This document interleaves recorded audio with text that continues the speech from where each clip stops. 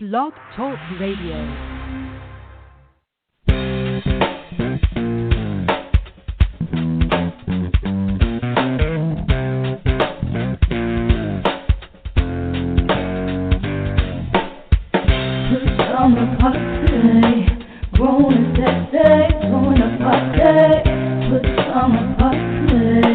Party crew, keep it real for you. No clothes allowed. It's summer party.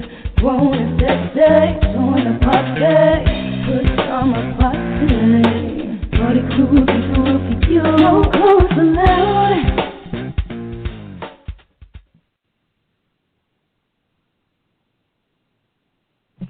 All right, welcome to a Friday night pajama party. I'm one of your hosts, Poppa DD. I'm here with Ketel. Hello.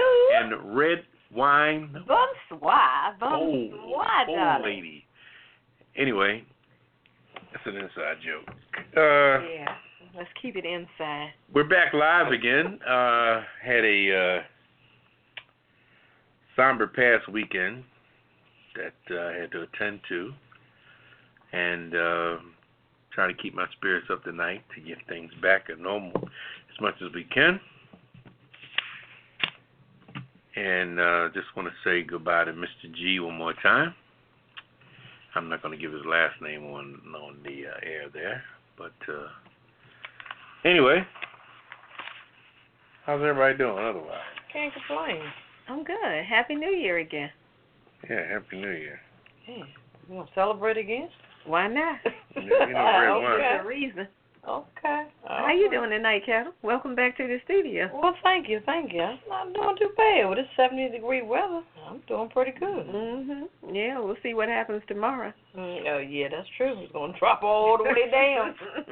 Drop it like it's hot. Drop it like it's hot. Mm-hmm. But it's all good. All right. Well, let's see. You want to go ahead and get into the rundown? Sure, let's do that. All right. What you got for us tonight? All right. We got quite a bit. 45. He's nonstop. He can't help it. He can't. Well, let me get my little sip going on. We sipping on the lime sublime. Cheers. Mm-hmm. Clink, clink. That's good. Okay, we're going to get into that a little later on. Well, our hot topics tonight. We're going to talk about the Baltimore patient left at Cold bus stop at night. Trump denies using derogatory language in Haiti and African countries. Mark Wahlberg refused to approve Christopher Plummer unless he was paid. Really? Our hidden and quitted headlines. Missouri Governor Eric Greitens? I don't know. Greitens caught up in scandal. Also, Sam's Club store closings are a PR mess on Walmart's big day. Trump calls off trip to London, blaming Obama for Bush embassy decision. Gotta be kidding. Whew. Louisiana teacher demands apology after being handcuffed at meeting. White teacher won't be fired who told black student he would be lynched. And I'm sorry, I can't get past that. Yeah, that's ridiculous. United Nations and countries respond to President's crash comments. Also, what's popping with Poppa DD? He's calling it quick draw. Our weird news, flirty kangaroo poses in Australia. Also, a man rams armored vehicle into shop just for one bottle of wine. Also, a man in Florida loads car with frozen iguanas. Okay. I'm just saying with Redwine, is there any good reason for slavery? Living for the City, he's going to give us a surprise on that. My Hollywood wrap-up, I'm going to talk about my girl Mary J. Blige, my girl Oprah, Seal, and P. Diddy. Also, this cocktail that we're sipping on tonight called the Lime Sublime. Lime Sublime. I kiss the list and the last word. Sit back, relax, get your favorite cocktail, and we'll be right back with Hot Topics. Hey, this is Poppa DD. Join me on Friday nights live at the Pajama Party Adult Online Radio Talk Show. And don't miss my segments called Living for the City and What's Poppin'. Hey, and join me. This is Redwine with the long stem, and I've got the hot topics in my commentary called I'm Just Saying. And don't forget, the cocktail of the week for me, Ketel with the yellow top. I got the Hollywood wrap-up along with weird news. And don't forget, we've got the Ketel list. That's for the people who get on our last nerves and you want us to call them out. So join us on Blog Talk Radio for the Pajama Party. Every Friday night at 9 p.m. on the East Coast and 6 p.m. on the West Coast. Go to apajamaparty.com to listen online or follow us on Twitter at apajamaparty. Call us live, 914-803-4306. And don't forget to press 1. Now let's get back to the show. Hey, what happened to the snack tray? For the bartender. Does anyone see my slippers? I'll call the room service.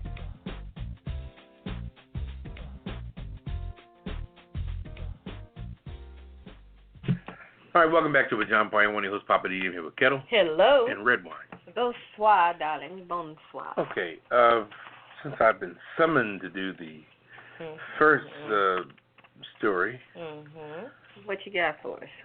Baltimore patient, this is Baltimore, Maryland, left out at a cold bus stop at night. Unbelievable. A viral video of a recent discharged patient left at a bus stop at night in Baltimore. All right, it's caused widespread outrage and prompted an investigation at a hospital where she was treated. A young woman wearing only a hospital gown and socks was left standing by a Baltimore bus stop Tuesday night or early Wednesday morning as 4 men in uniform, possibly security guards, walked away. They actually caught the people in the act. Wow. The man who filmed it, his name was Amuba Baraka, followed them as they left the bus stop with an empty wheelchair. Wow. Anyway. So they literally dumped her. And so Mr. Baraka, he said, wait, so you're just going to leave this lady out here with no clothes on? He said.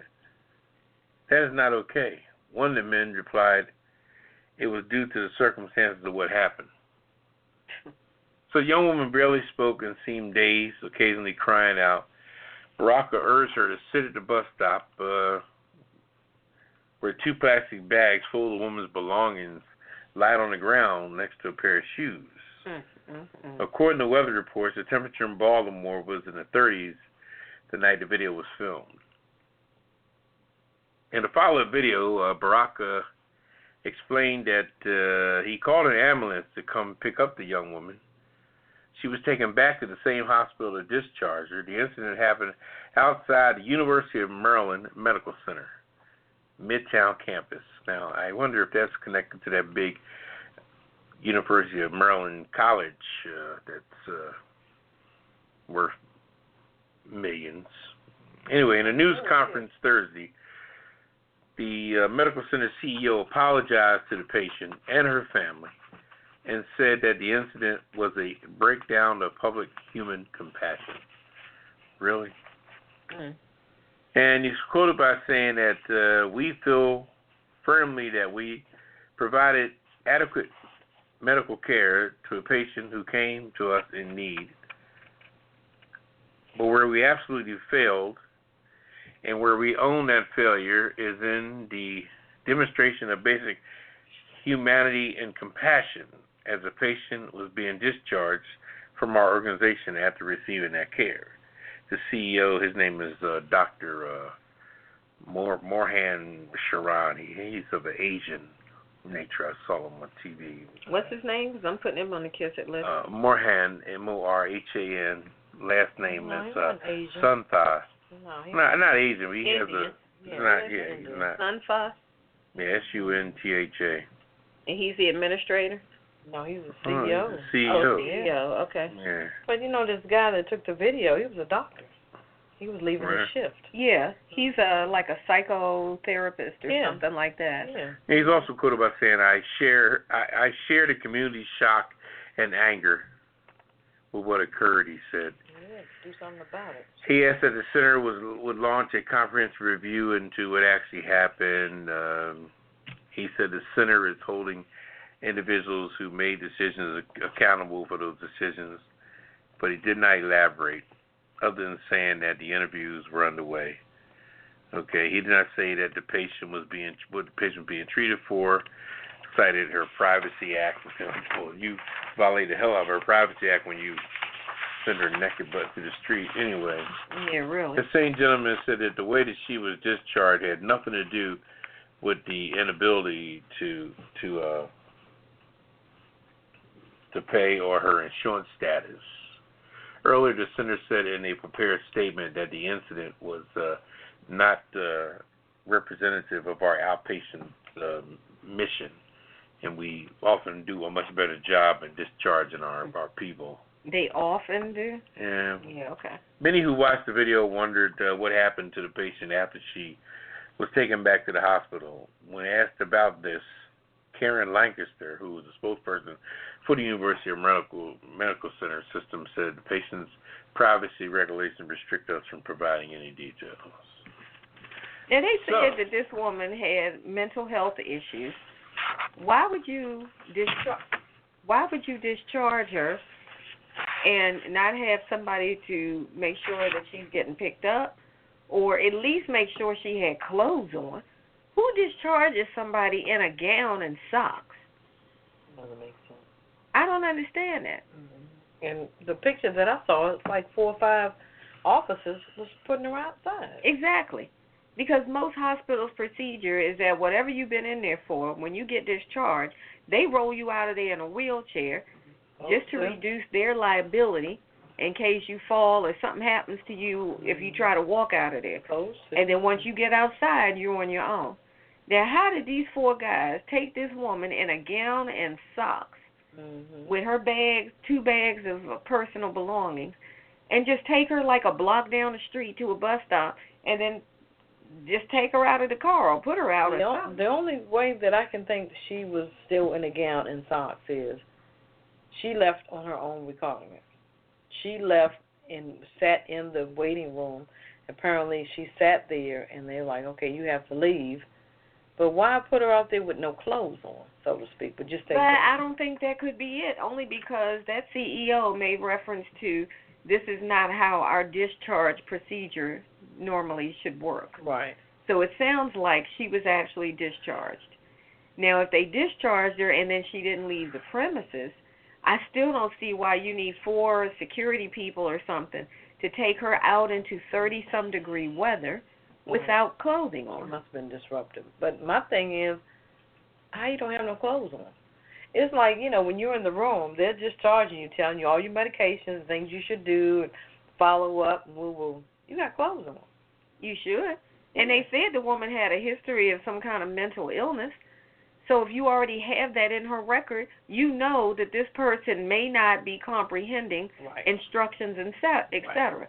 So why wouldn't you have a nurse or something to come and help her get dressed and all of that? If you were going to put her out, at least let her get dressed or help her or dress her. But then the next step, too, is a social worker. When you're being discharged and you need help, some type of help, a family member or somebody, a friend or whatever doesn't come get you, then usually a social worker is there to help. They should be. Yeah, so that's why the CEO said, okay, they failed, in their discharging practices because, like you said, they just put her out like she was just like a lamp.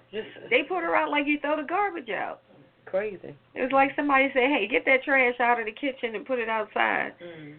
That's what it seemed like to me. I'm just baffled on the point where she wasn't dressed. Yeah. How can she leave her room, not be dressed, and she just walked out there and just sat down in the sitting room? They just going to let her go and do it? That doesn't make sense either. No. I don't know. What you think, Poppa DD? What did you think? Did you speak? Yes, I just did. I was asking your opinion. Anyway, what I think, first of all, it was the hospital that undressed her ass from the beginning. Okay? Right. When they say put your clothes in here, here's your belongings bag with the drawstring on it. We all been there.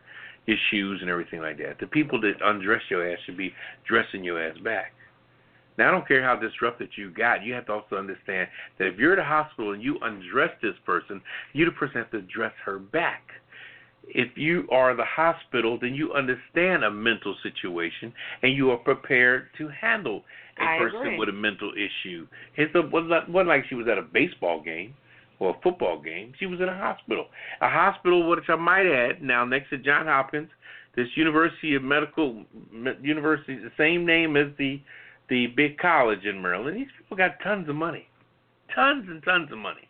They got enough money for 4 security people to put your ass at a bus stop, and they come back with a secure job. Mm-hmm. But you're going to just send people out.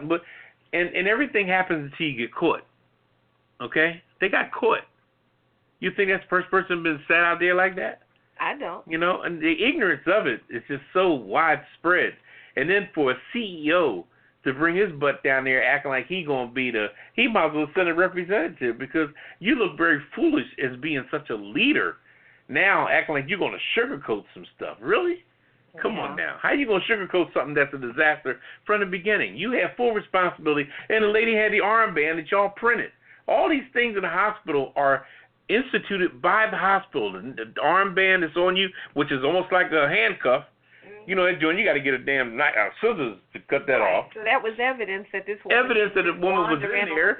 Her clothes was in a belongings bag and things like that. These are all things that the hospital stripped her down. And then you're going to put her out there like only because she went off. Then you got different solitary rooms for that. You can put in a room, a rubber room, and this is a hospital. They got everything from a chapel to a morgue in a hospital. Mm-hmm. Okay, you can go pray and you can lay dead with a tag on your toe. Hospitals got everything you need from the rooter to the tutor. So don't tell me that it's ridiculous. I agree. I don't fall for the okie doke. Mm. And that's what I was saying. You know, how is it that this woman ended up outside in the cold with nothing on but a gown and some socks? And she had nothing under the gown. I know. Exactly, because they strip you down when you come in here, because that's procedure. So anybody who wants to examine you for anything is just like, oh, lift it up, boop, all right, open up, lift it up. They're not trying to take no buckles and shoes and things off. It's going to be interesting to see who's going to get fired or who's going to be reprimanded for this situation. It's going to be interesting. The CEO is trying to be the one to fall on the sword. And whatever, But he's not the one that we know of who gave the order to tell those guards, get her out of here. No, But this is part of a long history of the mistreatment of the mentally ill when it comes to hospitals. Mm-hmm. They've been doing it forever. Mm-hmm. You know, the hospitals for the mentally ill, they've been putting people back out on the street when they get to the point where they say, look, there's nothing else we can do. We don't have space. We don't have money. Mm-hmm. As long as this person isn't violent or whatever, just put them back out on the street. Mm-hmm. They'll figure it out. Don't leave her brown skin out. Anyway, exactly. Next story. All right, next one. Your boy, 45, is in trouble again. He just can't keep his foot out of his mouth. So this week, he opened up his mouth in a meeting and made a derogatory comment about the country of Haiti and African countries in general. And Senator Dick Durbin, who's a Democrat from Illinois, said today that he heard Trump make the hate-filled, vile, and racist comment to lawmakers that now Trump is denying. He's trying to say, no, that's not what I said. I was speaking strong, but that's not what I said. But other people who were in that meeting have said, actually, that is what he said. So once again, I think he's just caught in another lie. So Dick Durbin was at the White House at this meeting. They were supposed to be there to discuss immigration. And Dick Durbin, is the first one to go on record saying that Trump referred to African nations as shithole countries and that the United States should take out Haitians currently living in the U.S. And Trump reportedly also commented that the U.S. should accept more immigrants from Norway instead.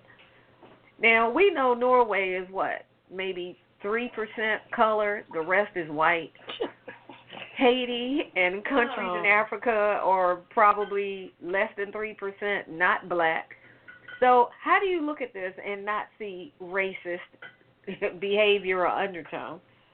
So now after the comment got out, instead of Republicans growing a backbone and stand up for what's right, some of them started backpedaling. Some of them were saying things like, well, I don't recall. How do you not recall? You were sitting right there. If somebody said something that wild, you don't think you would recall that? They're just not trying to be on record as saying, yeah, I'm going to throw them under the bus. But some of the Republicans did stand up.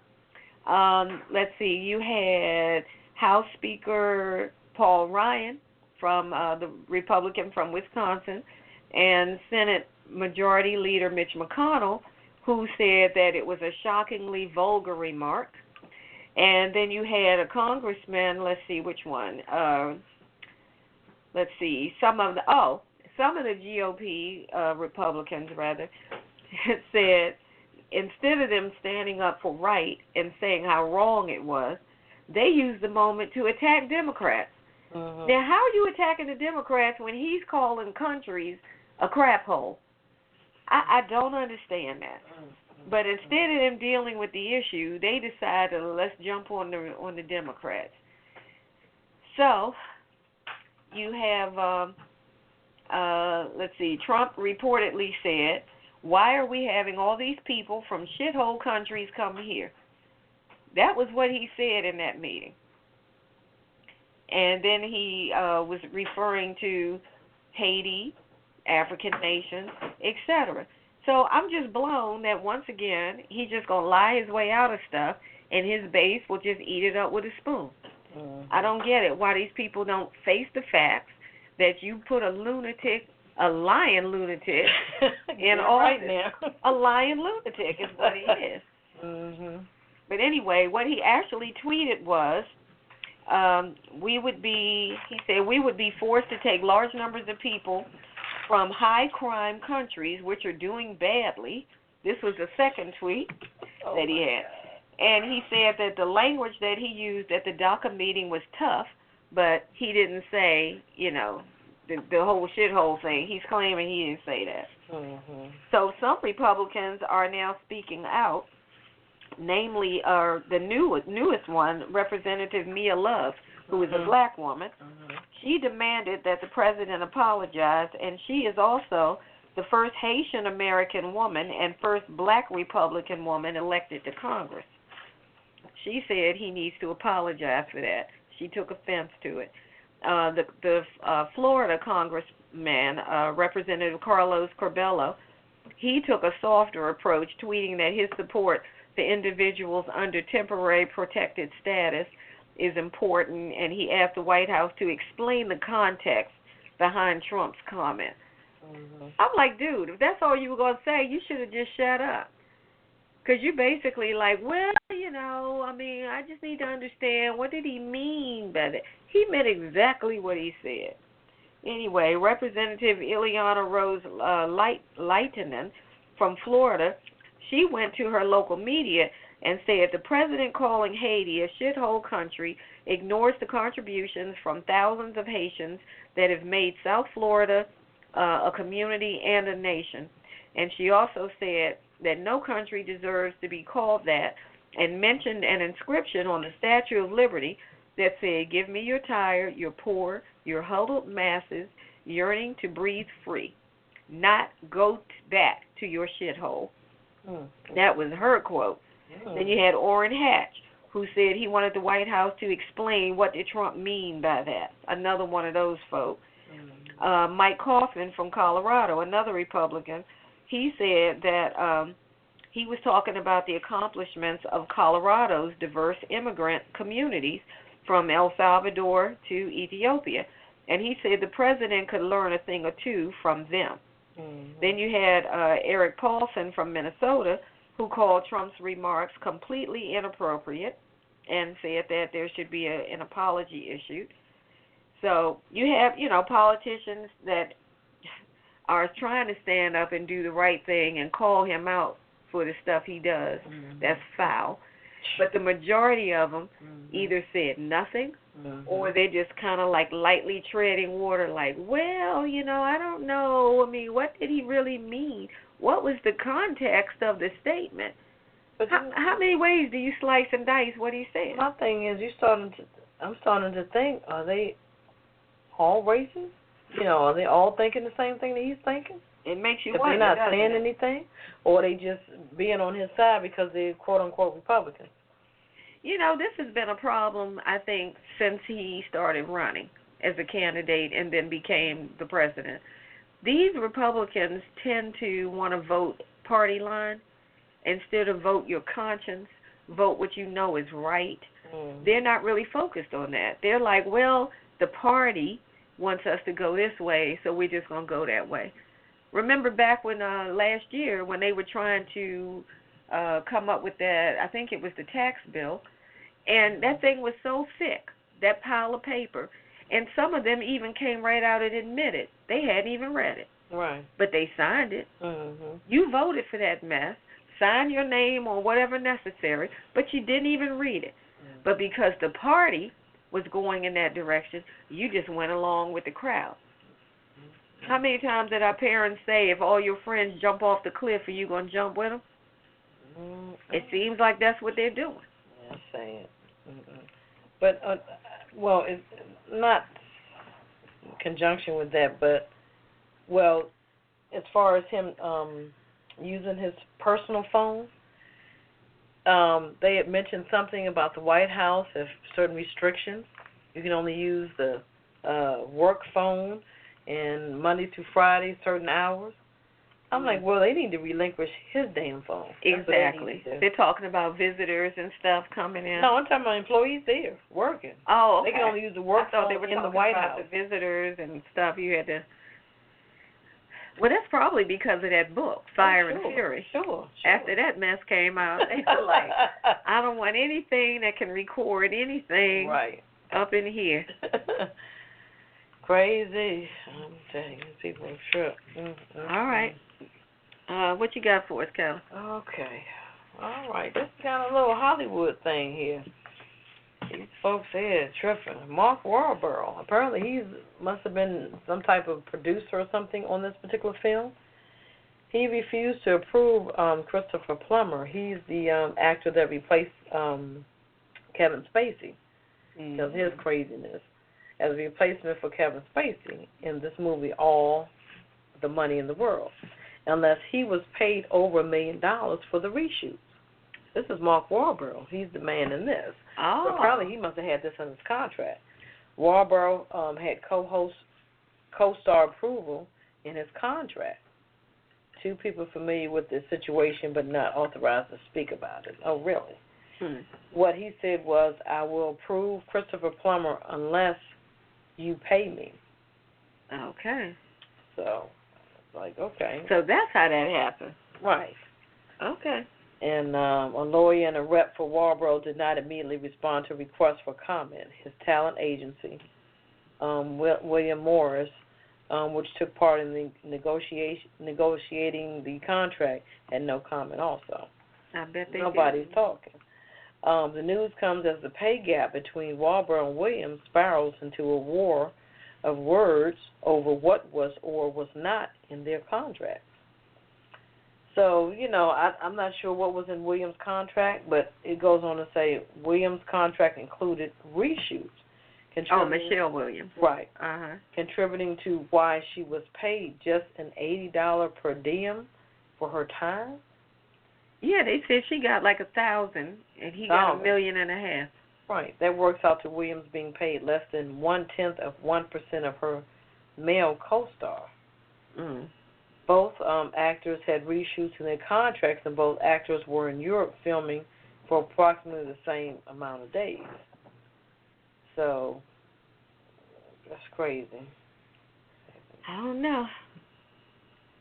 Well, he said this was reshot because of the allegations, the sexual misconduct allegations over Kevin Spacey. And this was around the Thanksgiving holiday.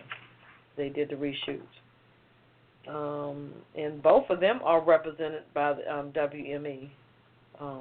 Yeah, William Morris Company. Right. Actors pay a team of agents, managers, and lawyers average of 10% of their salaries to advocate for them. Talent agencies commonly argue that it's duty to get the best monetary outcomes for their clients. Apparently not. Well, clearly they didn't get the best outcome from Michelle. But it goes on to say Forbes named Warburg the highest paid actor of the year. Yeah, that's true. They did. He makes He made $68 million. And he got $1.5 million for the reshoot, huh? Isn't that some crazy stuff? Okay. So I mean, what do you think about that? There were those who at first were blaming him, Mark Wahlberg, and I was looking at it from the point of view of if his agent negotiated something for him to do the reshoot, then, good for him. Right. But the same agency represents Michelle, what's her last name? Williams.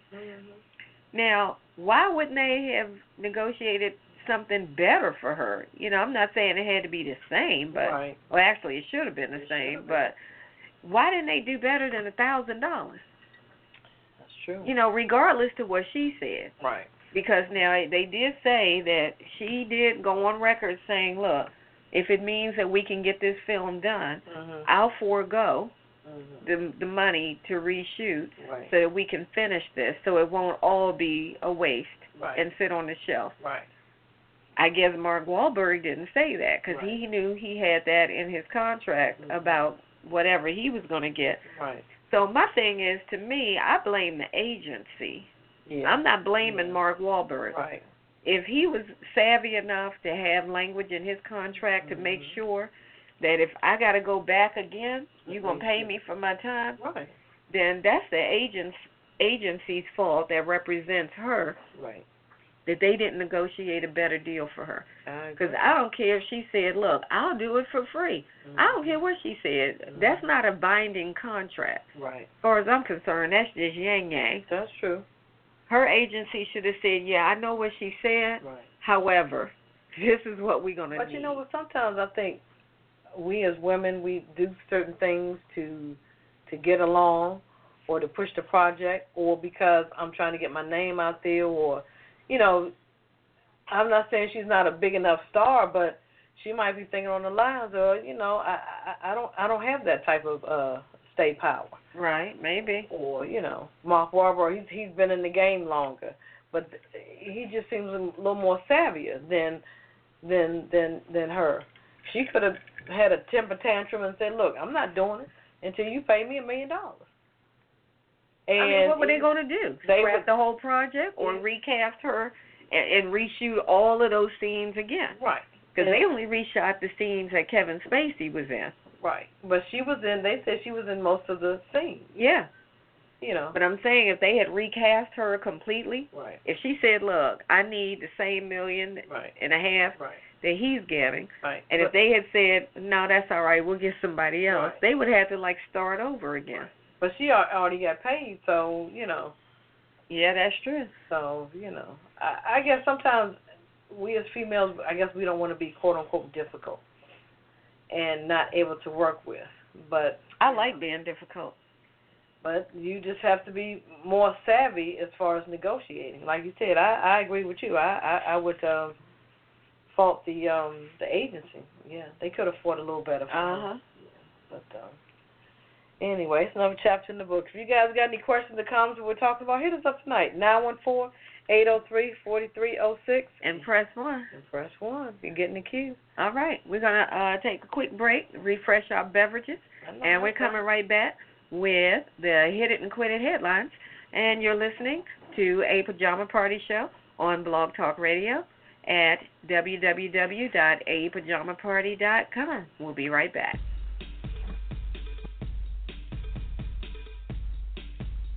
It's Friday night, and you're listening to the Pajama Party Show Live. Tune in every Friday night at 9 p.m. Eastern, 8 p.m. Central, 7 p.m. Mountain, and 6 p.m. Pacific. We push it to the limit every week like only we can. We've got hot topics, hit it and quit it headlines, TV and movie reviews, commentaries, and the world famous Kiss It list. And you don't want to be on the Kiss It list. So visit apajamaparty.com. Check out the cocktail of the week. Get your glass and get your laugh on with the Pajama Party Crew, doing what we do right here with you. Get up on this and push it. Push it real good.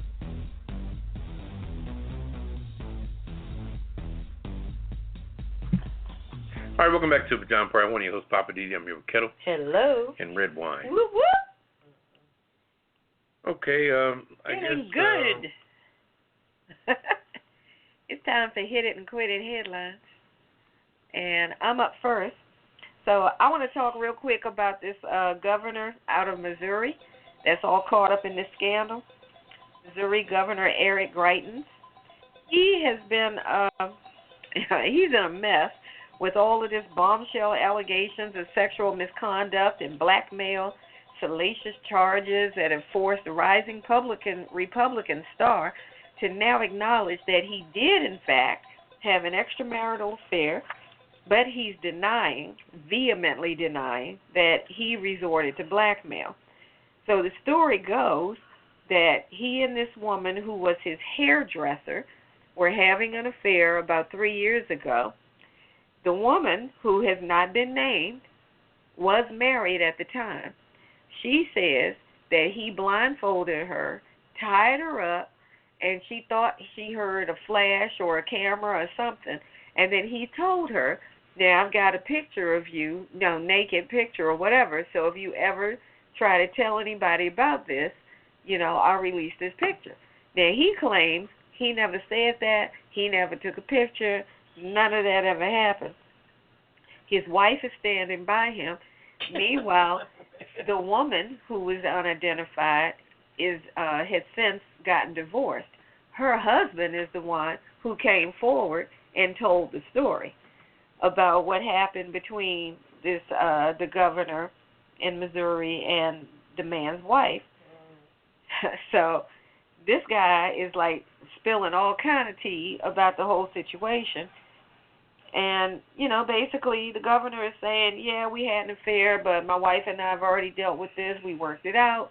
We're trying to handle this privately. So basically he wants everybody to go somewhere and sit down. Oh, my God. But the woman, who is the unidentified woman, also said that he slapped her.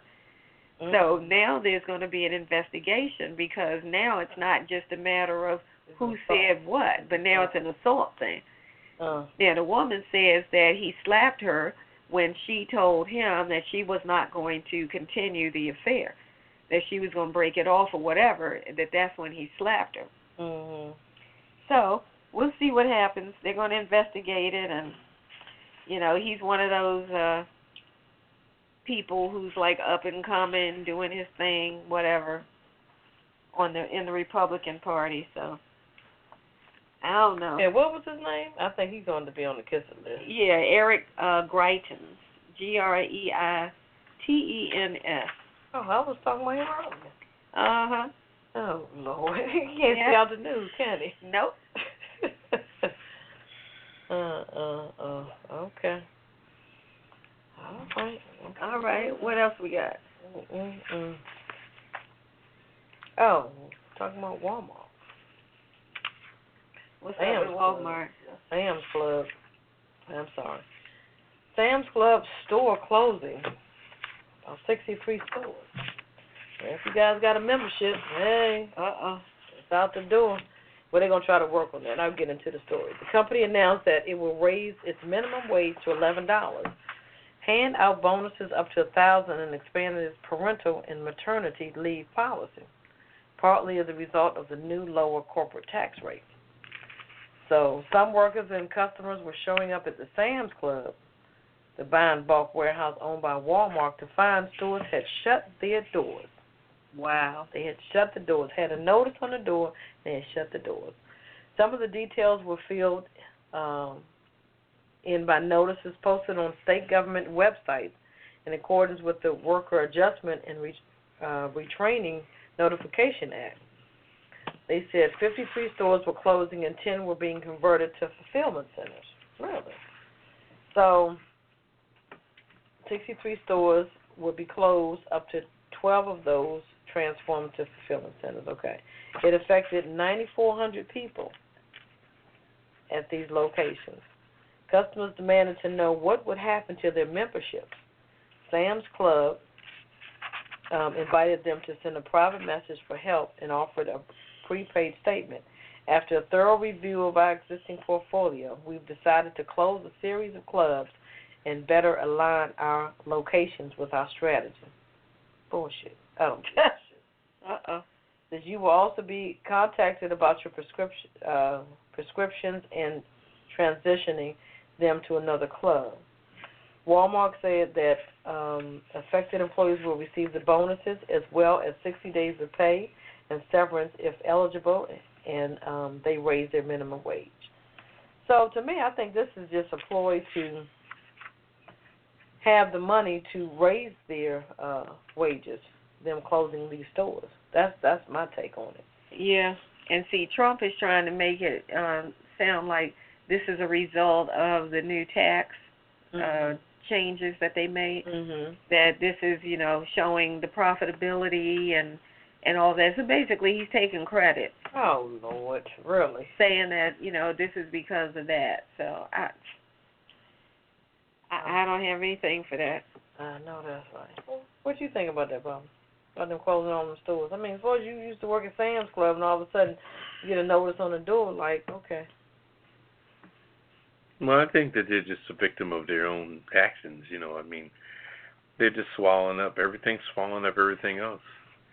And the sad part about it is that the executives of Amazon and places like that, they're looking for the bottom line, and people aren't even in the equation. Everything has become so self-sufficient, and everything has become so easily done and so dummied down that they can make decisions in the boardroom at the same time where they call, like they say in war, like people are just a casualty of war. Sam's Club, we knew after a while Sam's Club was going to close because Sam's Club, when you ride by, you don't see the same flavor at Sam's Club than you do at Costco. Well, now Costco, they had kind of market, locked down, so to speak. Of course. Costco makes more money a day on alcohol than Sam's Club makes all month probably. So, it's not even,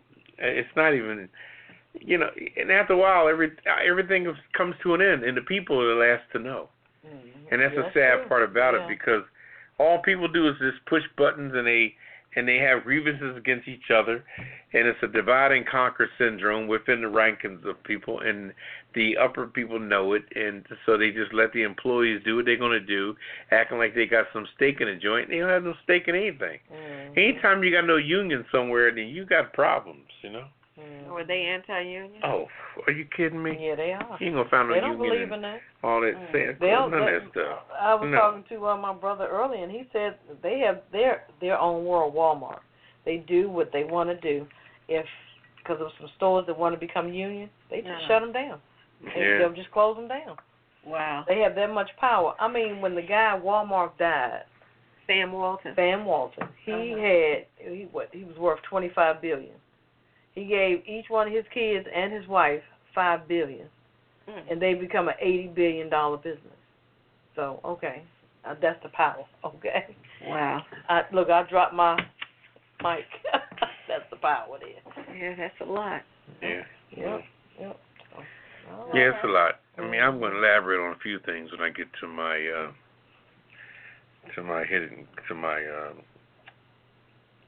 what's popping, because I just want the world to understand what's happening, because I think people are really rolling blind these days. With blinders. Anyway, our next story on the Hit and Quit is Trump calls off his trip to London. He is I don't know what to call him. I think I can call Trump lying lunatic. Well, I really wouldn't do that. I mean, everybody has a level of discontentment and dishonesty in their blood. That's just inbreed. thing. But Trump being a boss and a billionaire his whole life, or millionaire his whole life, he takes it to the extreme. And he's never had to be accountable for anybody that made less money than him. So therefore he can do what he wants to, because everybody else beneath him is beneath him, so to speak, you know? But he doesn't realize the real undercut of life. It's the little things that take you down, like taxes took down, Al Capone. It wasn't as much as they tried to get him on murder and all that jazz. Yeah, racketeering and all that. Taxes took him down. So anyway, but getting back to the story here, London didn't want Trump over there from the beginning, okay? Trump is not going to be invited to Prince, what's his name, Harry? Mm-hmm. Prince Harry's wedding. Barack will be. First, they were concerned about that, thinking that, we're inviting the ex-president but not the current president. But Prince Harry has recently said, I don't give a damn. I am inviting Barack Obama and his wife, and I'm not worried about Trump. And so London didn't want him. And the London security didn't want to provide any security for all the protesting that's going to be going on. So Trump comes out and inadvertently say, I'm not going. Like he's done everything else since he's been president. Anything he don't like, he disses it hard. Just like the people kneeling down for the sports thing and the football games, claiming they were non-patriotic, and all this jazz. When they, kneeling down, they had nothing to do with your patriotism. They had nothing to do with that. But they do what they want to do. I mean, I just think the stigmas on people of color has been so prevalent for so long that people think they could just do and say anything. It's a saying that back when I was in the military, a poster you could buy over in Europe, over in Mama Sita's little hoe house. She sold posters, and you sit there, carve your name in the wooden tables and all while you drink your little beer of Peroni. And there was a sign that said, "We the willing, led by the unknowing, are doing the," it just went on and on about, just different slangs of things. And it was very interesting. And this is what's going on today. And when you see people going along with somebody that's doing wrong, it's just the great antic of white men ever since they were kids. The one that has the most toys wins. And that's how they feel. When you look at Trump, Trump has the most toys and he wins. So we have to respect him because he has the most toys. That's what they look at. They're going back to their youth with him. And they're not putting him down because they all want to be him. They think his life is so great. But the man is 71 years old. His medical issues have yet to start, have yet to begin. And that $1 billion, if anybody says the big C word to him, he'll give it all away to be cured, believe me. But anyway, I'm getting on a tangent, but it's, it goes on and on. It's ridiculous. So don't feed too much into it. Don't support him with your attention. So how did he end up blaming Obama for everything is the blame. Is I don't understand. The blame is supposed to stop on January 20th. Once you raise your hand and you swear to defend and protect and what have you, that means that you have taken over. You have been relieved. You have properly relieved the person. I mean, Barack came in with the Iraq war and all kind of stuff on the heels of a lot of things. But Trump wants to, don't put nothing on. Trump wants to always walk around with his shoes shining. Let me obey dog doo-doo. Let me obey mud, water, anything. Anything to keep my shoes from getting unshine. Doo-doo on it. I don't know. And he's not doing the work in the White House. All he's doing is going to the file cabinet, pulling out the drawers that Barack did and said, what's this here? Oh, this is something Brian. It pulled out. Let's undo this. He's just undoing what Barack did. He's not doing any work. No. So Not original. Nothing original. He's not original. I mean, come on.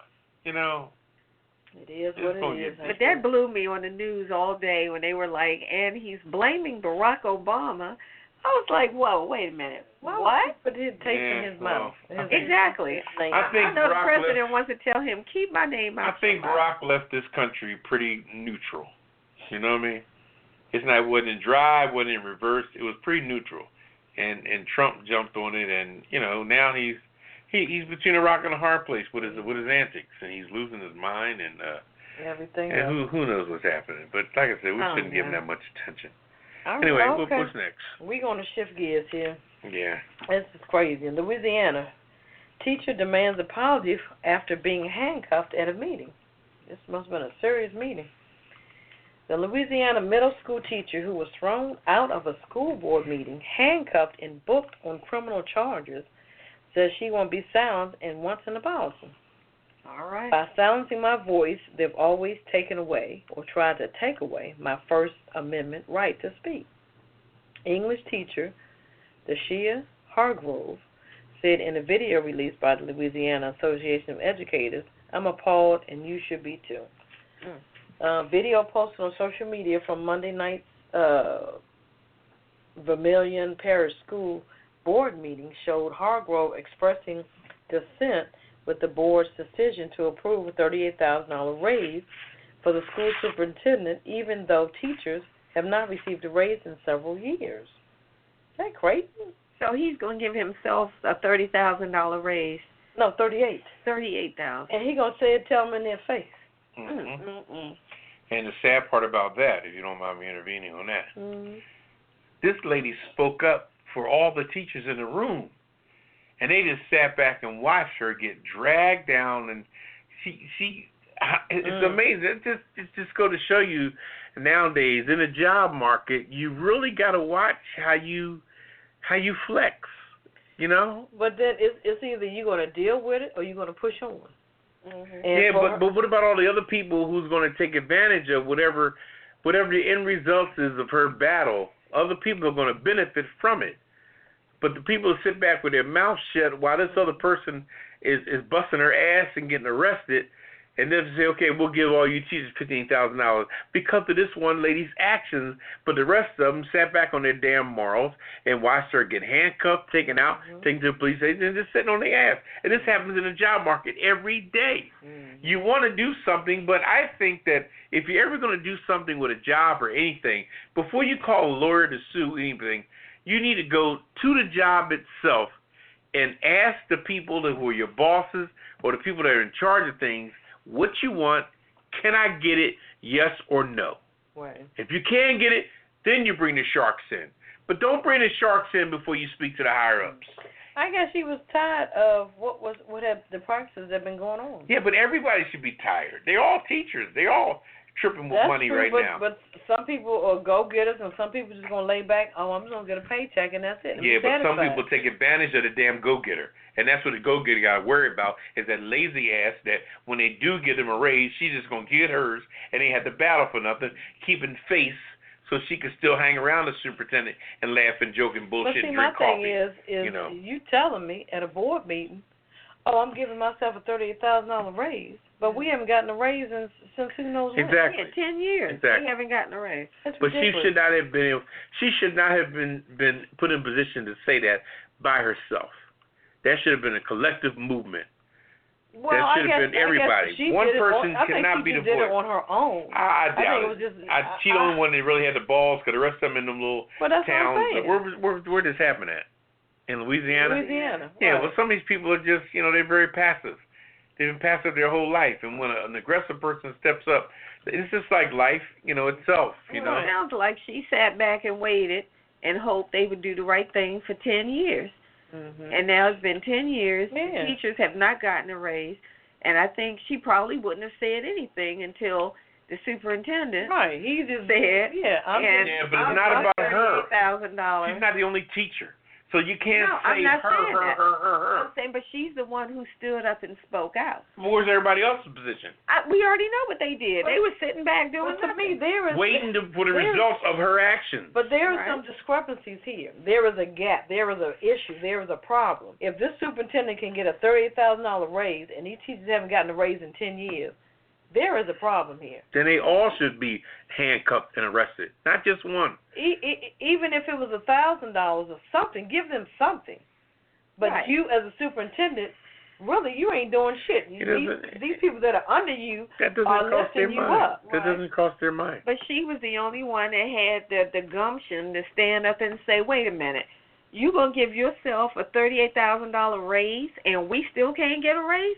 This is some bull. But let me finish the article, because it says about the superintendent. I'm the superintendent. I'm to blame, he said. I should have stood up. Okay, that's what you want to hear, and it's the truth. I should have stood up. Let her speak. So the government that's after she got arrested. weighed in calling the situation terribly unfortunate. He says we need to do a better job of promoting our teachers in our communities, encouraging them in their walk as educators. Well, why don't y'all do it? Stop talking and just do it. And surely this was not some revelation moment that just happened. Come on. It's been 10 years, and they've probably asked for a raise every year, and they've been given some reason why we just can't do it. I would sue some damn body. Passive, man. So somebody's going to be blamed for that. It's just passive. You know, when you go to New Orleans and stuff, you see that a passive crowd. When you walking around during the Essence Festival in New Orleans, you know who the sisters that are natives are of New Orleans. You can tell by the look, by the dress, what they're wearing, their hairstyle, everything like that. It's nothing to do with them as people. They're still human beings living life, God's children. I would just but have to knock the people from out of town, you can tell. Can't you tell who the natives are and who the people that are there visiting for the Essence Festival? You can tell. Yeah, usually when I travel, I can tell. We can keep it moving. All right, we're going back to you, Papa. Yeah, that's ridiculous. Yeah. Where are we at here? Let's see. Right, I'm gonna be brief on this because this is getting a little long-winded. I'm sitting and quitting. We have too many of them. This stuff is getting redundant. Yes, it is. Anyway, white teacher who told black students he would be lynched would not be suspended or fired. All right, a white teacher who told a black student his classmates would form a mob and lynch him if he didn't focus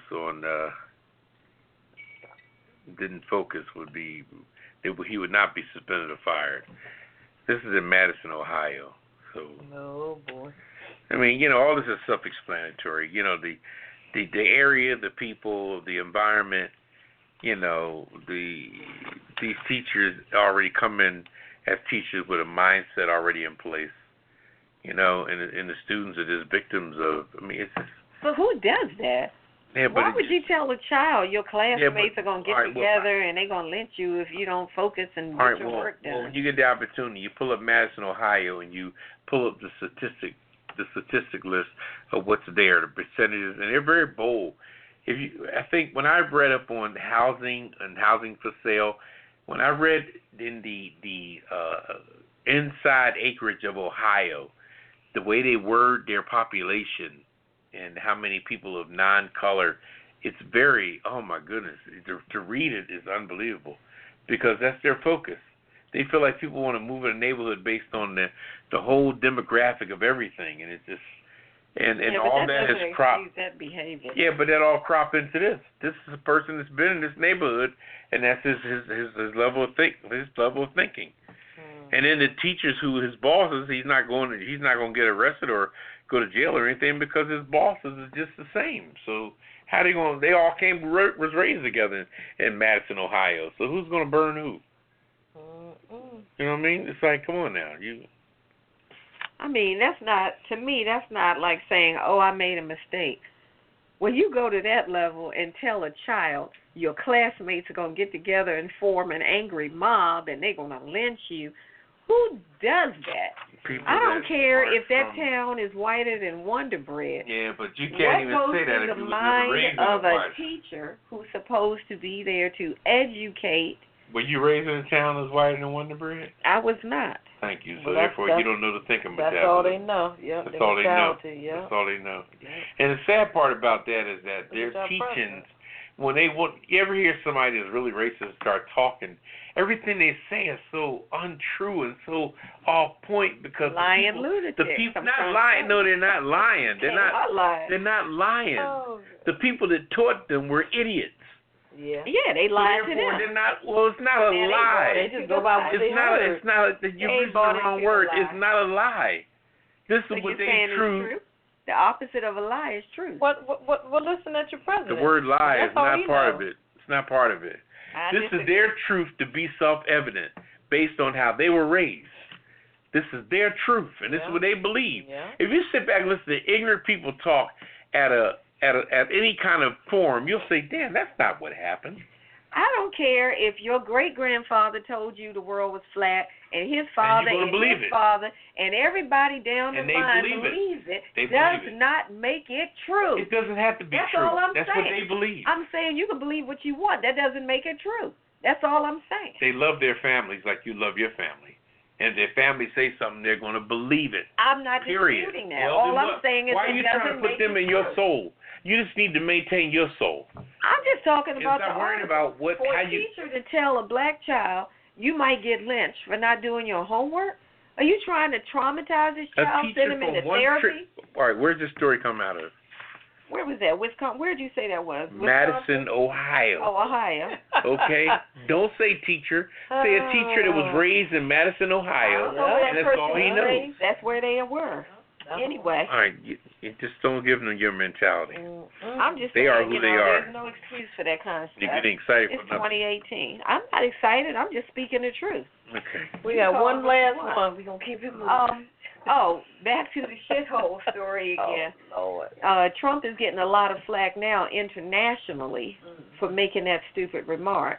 So you've got countries weighing in from the former president of Haiti saying shame on him, that ignorance like this has never been seen in recent history. Enough is enough. The human rights spokesperson from the United Nations said that it's shocking and shameful, etc., and he said, I'm sorry, but there are no other words for this but racist. You cannot dismiss entire countries and continents as shitholes. I mean, you've got international people now weighing in on this saying, it's like, is he nuts? What's the problem? Let's focus on part 2 of the conversation that he said after that. What did he say is that where we should get people from? Oh, he said get them from Norway. Meaning what? White people. I know what that means. Well, no, not so much white people. He felt like it was more Pleasantville. Who is in Norway? No, see, you're talking to black and white, so you're never going to get the gist of it. Who is in Norway, Poppa DD? You're never going to get the gist of it. You're talking black and white here. People of color. Well, see, here's the deal with that. Now, see, you say black and white. Me being an ex-sailor that may have caught the clap in fucking Norway, okay? I'll say, well, how the hell are you going to say Norway is nicer people when I was in a whorehouse in Norway as a young sailor, and this damn Norway whore gave me the clap. So I may have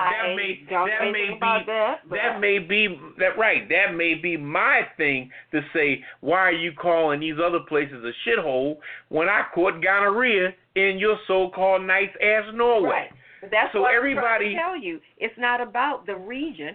He's talking about the people. Well, I'm telling you he said, we don't want those Haitians. We don't want those Africans. Why don't you get some immigrants from Norway? Right, that's what I'm saying. It's black and white. Wait a minute. What I'm saying is that you shouldn't praise no place because, hell, I'd rather go to the shithole place in these places and get a nice meal and see my own people than lay up and get a damn penicillin shot up my ass because I caught. You know what I'm saying? Be that as it may. I'm just telling you that I'm just giving you the shortcoming of Norway.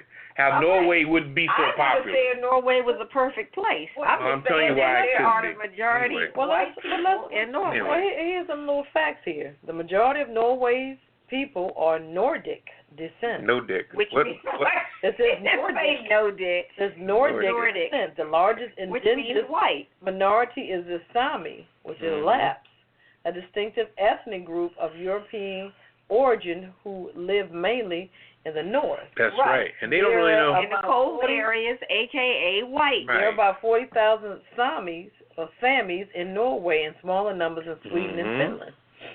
And they will come to America so non-verse it will blow your mind.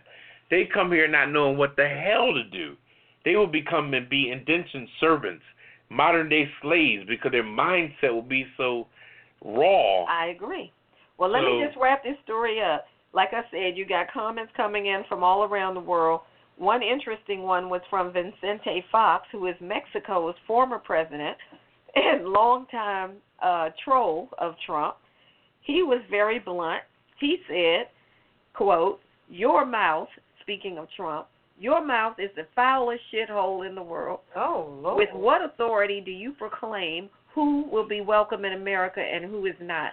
America's greatness is built on diversity, or have you forgotten your own immigrant background, Donald? Or your wife's. There you go. And then Asia was so confused because of the language translation as far as that word. They didn't really know how to translate it. So in Japan, they used the phrase like toilets for shithole. South Korea said beggar's den. Vietnam said rotten. Taiwan called it birds don't lay eggs. And China just said bad. But the Philippines said we're going to play it safe and just call it what he said, shithole. So this is what's been going on, and there's been more and more. South Africa, Botswana, let's see, the African Union, which is 55 members of 55 countries in Africa. Their spokesperson said this is surprising because the United States is supposed to be a global example of how migration gave birth to a nation. So how do you come out the mouth and say that? So I don't know how he thinks he's just going to lie his way out of this, but that was it for Hit It and Quit It. Anybody want to join the conversation? I dare you. Call us up, 914-803-4306, and press 1. Let's see, where are we going next? We going to Poppa DD? We're going to take a break. Take a little CC break. All right, we'll take a break, and we're coming back with What's Poppin' with Poppa DD right here on A Pajama Party Show. You're in the right place at the right time. It's the Pajama Party. www.apajamaparty.com. Produced by DC Homegrown Entertainment. Don't just sit there yelling at the air. You've got an opinion? We want to hear it too. Dial 914-803-4306. That's 914-803-4306. Don't let us have all the fun by ourselves. We've got room for you at the Pajama Party. And remember, it's PJs only, no clothes allowed. Operators are standing by. Well, they're lounging on pillows, but they're waiting for your calls. So call us now, 914-803-4306. Now back to the crew and more of the Pajama Party. Oh, you want to throw pillows?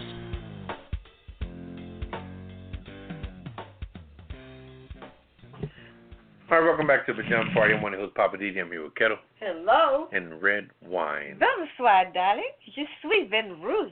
Oh, Lord. Whoop, whoop.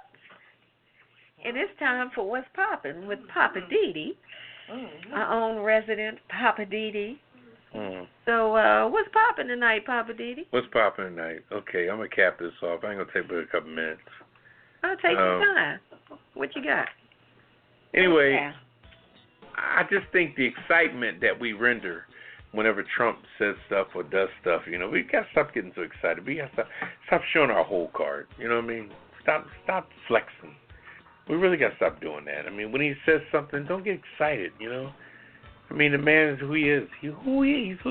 He's 71 years old. Okay? That is a ticket for one for being set in your ways. Okay? That's a ticket for two for being your arrogance is already in place. He's up there also with the show's not on anymore, but remember the little gangster show that was on? Where the lead guy that passed away, what was that show called? Gangster show. Oh, The Sopranos? Mm-hmm. He's got that soprano disposition about it. I'd rather be feared than respected. And he got everybody in D.C. fearing him because he has the most money. He has the most toys. I keep telling you over and over again.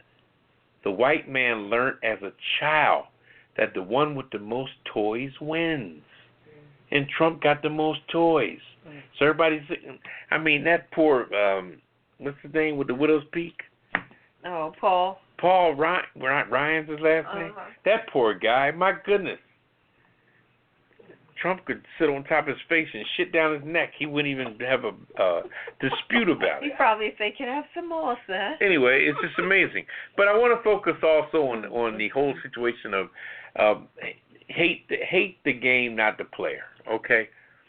The situation recently with Wahlberg and the young lady with the movie and all that jazz. Always remember, don't hate the players. When the media put Wahlberg's picture up there, despite what he stood for, whatever the case may be, the person that signed the checks is the one that we have to look at, not the people receiving the money. If one person got this amount of money from someone and this person got this amount from someone, then fault that person. But don't make it a male getting more than a female thing. Don't hate the player, hate the game. The game happened, and whatever that female did or didn't do, maybe somebody should help counsel her to do better the next time or be stronger the next time, as opposed to just like having a bunch of people say, oh, my God, that's a mess. Well, find out her story before you grab sides of it and choose whatever's going on with it. And Walburn, he's been in the business for so long, he probably just saying, look, I'm not even accepting that much. He just probably stood up on a stronger ground. Had nothing to do with him being a male and all this stuff. I think we're taking this world today, and we're taking it to what point? Are we going to the river, to the ocean, to the lake, to the pond? What's the end game on everything that we're trying to do with the female power and all that? And then when Seal had a comment up against Oprah, I don't know the story on it myself, really, at all. Yeah, and that's going to be in Ketel's thing. But I've never been an Oprah fan, different things that she's done or said or what have you, I've never been a fan of. So therefore, don't hate me because I don't like Steve Harvey either. Okay, so I have my reasons for not hating these people, for not liking these people for what they particularly stand for. So therefore, I don't want to be chastised because I'm not with the majority, and it's a lot of things, based on things that go on with different things all the time, even in different family situations with baby mama drama and things of this nature, things can get deep, and we always would side with thinking that the female had the right of way of the child turning out fucked up, blame it on the father, when that could be bullshit because the father probably got away because the woman wasn't shit, but we have a tendency to throw the man under the bus and let the woman get a free pass, So there's a lot of inside stuff in this world that we got to stop for a minute and try to understand what the real deal is or what the real story is. People say, so it's breaking up. Man, I wonder what he did. Why it's always what he did? You think there's women out there that ain't shit? There's a lot of women out there that ain't shit. Let me tell you. I fucked with a few of them in the past. So I'm just saying, And when Steve Harvey talked all that bullshit, act like a woman, think like a man. How you gonna think like a man when you got one less rib than we got by design? By design, that rib was to not only justify strength, but not strength of power, but strength of whatever stamina God has bestowed by taking away a unit part of the body. Anything with less weight is less weight. You clean yourself, things get lighter. You can have a trunk full of shit in your car. You take out 4 or 5 pieces of crap, your trunk gonna get lighter. That's just the way life is. So all I'm saying in closing on this here is that when stories come out and things come up, let's stop grabbing the obvious. Let's stop, just like we grab Oprah because she got money. Please, give me a break. You know what I mean? She's been through her trials and tribulations of her looks and her non-looks and her whatevers, But that's her business, But let's not just like her because like we like the white Republicans like Trump because they got money. Don't live the life of the one that got the most toys wins. No, the ones that got the stamina of life and the longevity of being able to deliver kindness and humanity amongst people are the ones that last, But like I said, I'm jumping around with this, but I'm just saying in a nutshell, please, when we hear a story anymore in the future, let's not get excited. Let's look at that person's side, and the damn truth. Because the truth always lies in the middle, and they got 5 layers of shit on top of it. So anyway, that's it for what's popping tonight. How about that?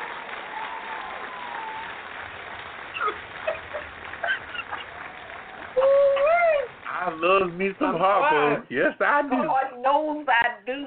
But I kill him dead. So I got something for Papa later. But I kill him dead. Kill him dead. I got something for later. Okay. All right. Well, while we're on a happy note, we're going to slide over into the weird news. We got some crazy stuff this week.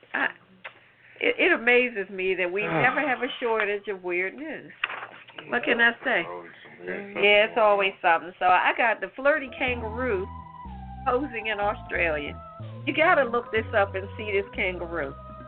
This kangaroo looks like he's posing, he or she is posing for like a centerfold picture or something.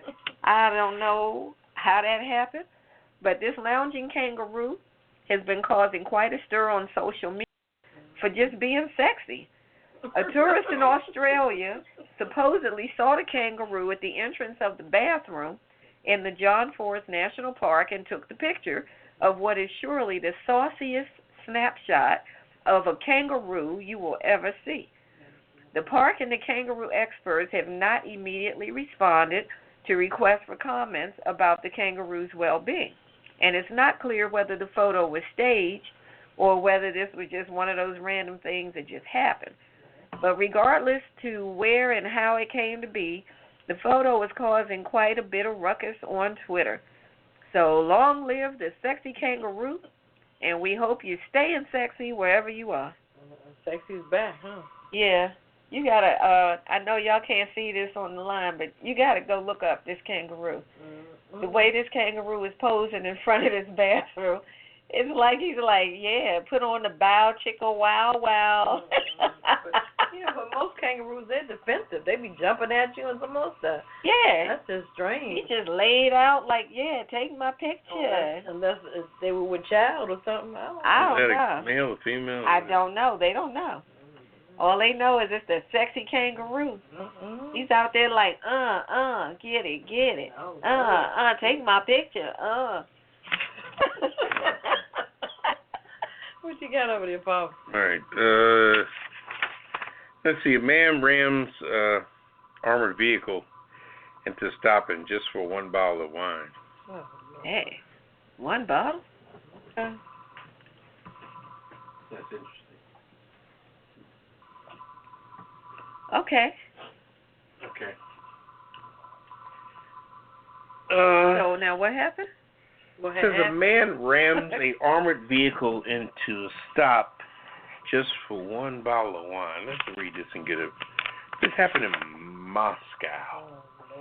A man rammed an armored personal carrier into a shop window before climbing through the rubble to steal a bottle of wine in a town in northern Russia on Wednesday morning, according to local media and video posted on social media. Okay, the man had he wanted that wine. Swiped the vehicle from a privately run motorsport training ground nearby. Wait a minute, so he stole the armored vehicle. Yeah, he swiped the vehicle from a privately run motorsport training ground nearby. Driven it through a forest and into a small town just south of the Arctic Circle, local news agencies reported. Struggling to turn around in a narrow street, the man whom witnesses described as being drunk proceeds to slam the tank into the truck into the window of a family convenience store.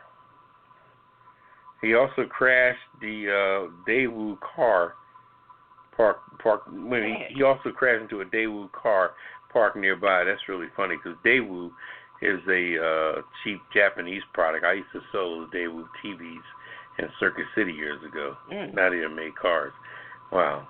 Ooh, what a difference 30 years He tore up all this stuff to get a bottle of wine. Footage shared on social media showed the man subsequently exiting the vehicle through his hatch, briefly inspecting the damage, and entering the shop through a broken window because he wanted to get a bottle of wine prior to leaving the scene. What the hell? Unbelievable. I knew he had to be tore up somewhere. Okay. He was hard up. He said, I just want a bottle of wine, so I'm going to steal an armored tank and drive it into a wall of a store and go in there and take one bottle of wine. I know. And he said smashing a Daewoo. I didn't know that word. I didn't know they existed anymore. I got the last one. Okay, what you got? Guy in Florida loads car with frozen iguanas. Oh, boy. Frozen. The abnormally cold temperatures have caused iguanas in Florida to freeze and fall out of trees. However, that doesn't mean they're dead. If you beat a semi-frozen iguana, treat it as though it could be alive. A guy in Key Biscayne, Florida, who was originally from Central America, failed to do that. In Central America, iguana is a delicacy. Oh. It's something they actually farm for food. Yeah. So this gentleman just thought, wow, I just had a bunch of protein here. He's on Key Biscayne. He's sort of picking up all these iguanas that appeared to be dead on the road that had fallen out of trees because how cold it was in Florida. They turned gray and were not moving at all and very cold to touch. And he put them in his vehicle. He's loading them up like he was stocking up for a big barbecue. When he got back into the vehicle warmed up, and those iguanas started coming back to life. And all of a sudden, they started getting up and running around in the car, and the man crashed the car. Lord have mercy. Fortunately, he and the kidnapped iguanas were not injured. The lesson is, if you see an iguana in the cold, laying on his back, looking dead, he's probably playing possum. Okay, now. You're right. Could you imagine all those iguanas in the car? I know he must have been shocked. He thought he was going to have some iguana meat, and those jokers warmed up and started like, whoop, whoop. He's jumping and running, and he's trying to drive. Yeah, I think that would freak me out. That must have looked like a scene out of Jurassic Park. You know, I'll tell you, the real education in that story is the fact that I used to go to a barber shop in New Jersey where they would talk about it. The guys from Panama, and they would talk about how they would, sneak and get iguanas. They would drink the iguana soup and all, iguana soup and the different membranes and all that stuff. So it's really interesting that you said that person was from that country because people in Central America and Panama and all that, it's a delicacy. And this guy must have been losing his mind when he saw them laying around. Because they're illegal to He was like, hunt. Payday. They're illegal to hunt in Central America. So that story had a lot of education inside of it. Yeah, did you hear on that same tip about the alligators? Right. That were in the cold water and how they stay alive. Right, putting their nostrils out of the ice so they could breathe, Yeah. So even if the water is frozen, they have just enough to get their nostril up to get air, but they keep the rest of their body submerged. That's interesting. Yeah. Okay. All right. Well, that's your weird news for tonight. Was it weird for you? Yeah, it was weird for me. Iguanas was interesting. Yeah. But we can get into your segment. I'm just saying. Oh, okay. We're going to keep it moving? Well, it's up to you. What do you think, Paul? I'm always ready to go. Okay. You ready? I'm ready. Okay, ready. All right. Ready so, for Gary say I'm just talking. See, now I'm running my mouth too much. I'm just saying. Tonight my topic is there any good reason for slavery? Is there really any good reason for slavery? That's the question. So, once again, here's a non-black teacher at a school who apparently is racially insensitive to her black students and totally oblivious to what is offensive, politically correct, or even appropriate. I'm referring this time to a situation that occurred in a private Christian school in, let's see if I can pronounce this right, Wauwatosa, Wisconsin. This teacher is now under fire for asking her fourth graders to do an assignment where they had to list 3 good reasons for slavery as part of their homework assignment. Now, when I first read this article, I thought maybe I misread that. Certainly, she would not ask her kids, students, to list 3 reasons why slavery was a good thing, maybe why it's a bad thing, but not a good thing. But then I went back and looked, and sure enough, she assigned them the task to list 3 good reasons for slavery. And I'm just saying, is there any good reason for slavery? I mean, is she serious or is she just off her meds? I don't know. Now, this happened on Monday of this week. These impressionable 4th graders, these kids are in the 4th grade at a school called Our Redeemer Lutheran School. They were given a social study worksheet that told them to give 3 good reasons for slavery and then list 3 bad reasons. So she did finally tell them to give 3 bad reasons. But how are these kids supposed to determine good reasons for any group of people to enslave another group of people? I find this shocking. And again, I'm saying, is there any good reason for slavery? No. Fortunately, one of the boys in this class brought the homework assignment home to his mother. Her name is Tramika Brown Berry. Now, her son, 9 years old, he, at that age, knew something is not right about this assignment. And his mom talked to Fox 6, TV station in Wisconsin, and said that she was in shock over such a highly offensive and insensitive assignment. And I don't blame her. She said that she couldn't believe that they sent something like this home with her son or anybody else in this class, and that it made her son uncomfortable. And, this is the kind of dumb stuff that keeps racism alive. Kids are not born to be racist. It's learned behavior. You're going to sit up there and have them come up with good reasons for slavery? Really? What is the purpose? So the kid's mom, Miss Brownberry, was in so much disbelief about this assignment that she posted it on Facebook just so that other people could see it and see that she was not making it up. So her son, for the homework assignment, he wrote, "I feel there is no good reason for slavery, and that's why I didn't write any make my list." And the school's principal, Jim Van Dellen, he sent a letter home to parents. Now he wants to apologize. And he said, well, the teacher didn't properly describe the task to the students. And I'm like, what? Properly describe? Is he serious? Then he went on to say, we understand that as it was presented, the words used showed a lack of sensitivity and were offensive.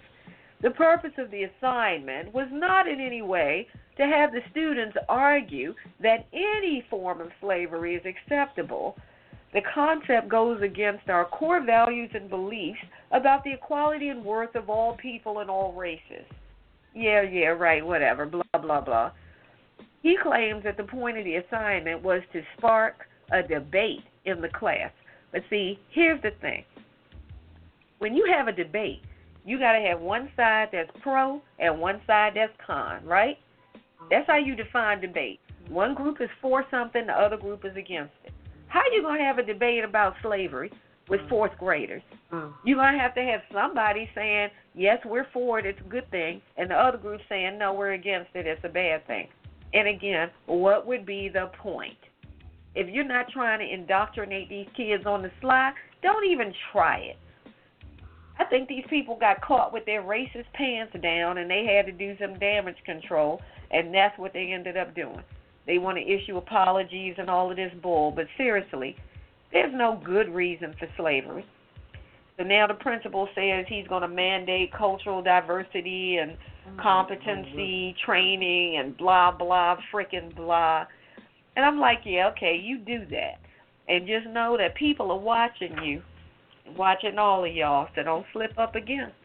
This is Redwine, and I'm just saying there is never a good reason for slavery.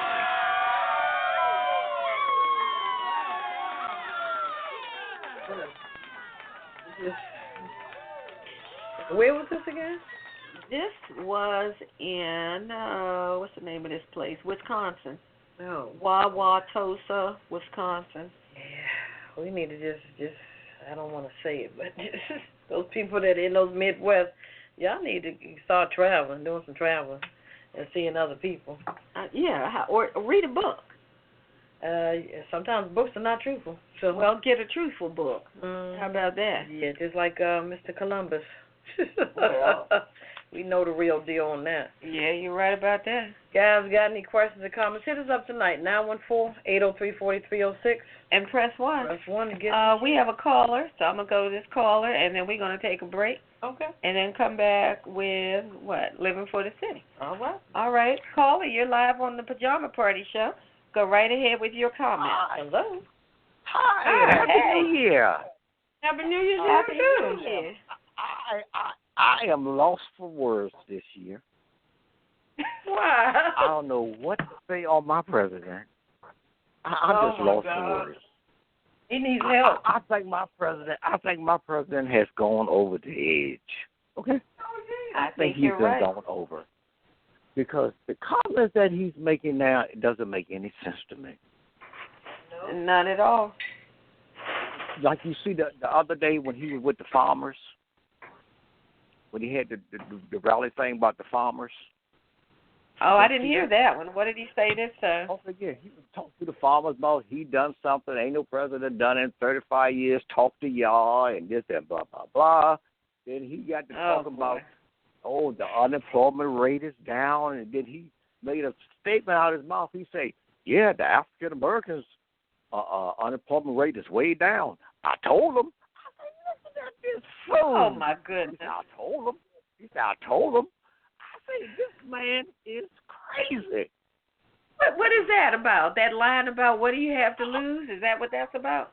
Right. I said, I guess that's what he's speaking on. I say, this man has fell over the edge, okay? Yeah. Absolutely. Then he drove, it was one of the congressmen or senators that's leaving, the one that's been there the longest. What's the one that's leaving? Who's it, Hatch or somebody's leaving? Yeah, Orrin Hatch. Yeah, they asked Isn't Hatch that his name? behind closed doors. They asked him and say, Hatch, why you leave? Why you not going to try to do it again? He say, I had enough.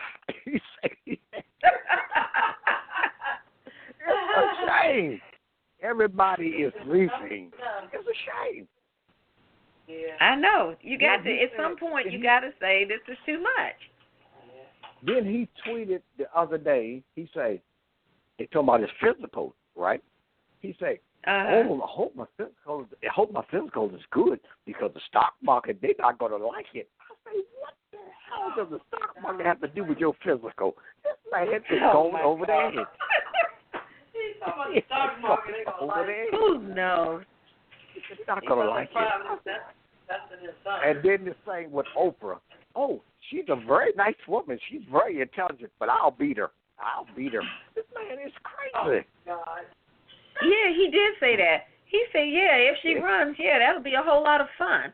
I'd look forward to that. Yeah, I'd beat her, but it would be fun. So no time in hell. Y'all help my president, okay? Y'all help him now. I'm going to help him right on out of that White House. That's what I'm going to do. I gave up. I'm not going through that this year with him. I gave up. I'm not going to back him no more. You giving up on your president? I thought that was your boy. Giving up. I'm not going. No, I'm not with Ryan. Okay, I'm not going to fall over that edge with him. Ryan might fall over there with him, but I'm not going to fall over there with him. Mm-hmm. He's leading them right off the cliff, and they all running right behind him, saying, it's nothing on the other side. We're going to fall if we follow him. And they're like, but that's where our party's going. So everybody follow. Every day he got something. Call people all kind of names and swear he didn't say it. Come on, man. You're right. I was listening to somebody today saying that all of these different problems and stuff are self-imposed. Mm-hmm. Nobody's doing stuff to him. Mm-hmm. He does it to himself. Yeah. You were so right. But everything is fake news. It's fake news, okay? It's fake news. Yep, that's what he keeps saying. Mm-hmm. Well, hope we can last this year.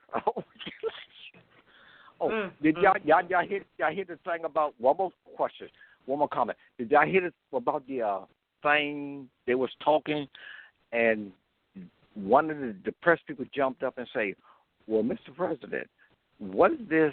He heard through somebody else, through a general or admiral or something about. He said a big war is about to start.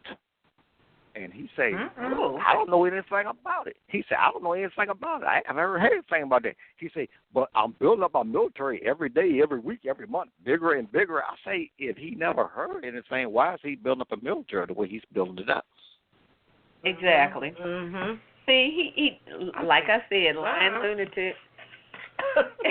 And then he puts his foot right back in his ain't the word. You got to find another word. Lunatic ain't the word. Yeah, you're right. Yeah, we're gonna take a quick break and see if we can come up with a better word. Okay. But all right, we appreciate your comments and stay tuned with us. All right. All right, caller. All right. So if you want to join the conversation, anybody else, give us a call at 914-803-4306 and press 1. Let's see, what are we doing? We're going to take a break, and then we're coming back with Poppa DD and Living for the City on a Pajama Party Show. It's another Friday night at the Pajama Party Show, and we're here with our PJs on because you know we don't allow clothes in here. If you enjoyed the Pajama Party Show, why not invite a friend or tell a neighbor to tune in right now? Go ahead and text them. I'll wait. Tell them to call us right now at 914-803-4306. And if they want to join in on the conversation, tell them to press 1 so that we'll know they have something to say. We'd love to meet your neighbors, friends, and relatives, so send them a text, email them, or call them up and tell them to join us for the Pajama Party live on Blog Talk Radio. The more the merrier. Or is it Misery Loves Company? Or whichever. Tell them to call us up on 914-803-4306 if they just want to listen, or press 1 if you want to join the conversation. Now let's get back to the crew and more of the Pajama Party Show while I try to find out who hid the belt from my robe. I tell you the truth. Y'all know you're so wrong for that.